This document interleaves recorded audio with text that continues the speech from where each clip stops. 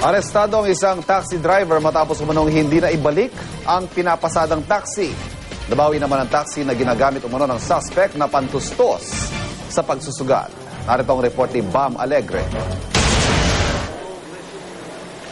Sa Maynila na nakita ang taxi na ito na 3 araw nang nawawala sa Caloocan. Kwento ng operator na si Romeo Hiron, labis daw siyang nangamba sa pag-aakalang nakarnap ang kanyang taxi. Kaya naman agad niyang pinuntahan ang driver nitong si Eric Pabalan sa kanyang tirahan.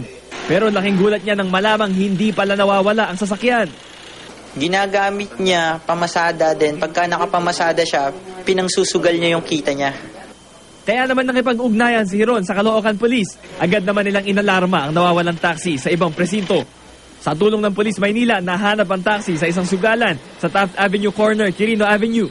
Doon na rin nila naaresto ang suspect. Napag-alamang ikalimang operator na pala si Hiron na nabiktima ni Pabalan. Naisugal ko. Sasampahan ng reklamong carnapping ang suspect.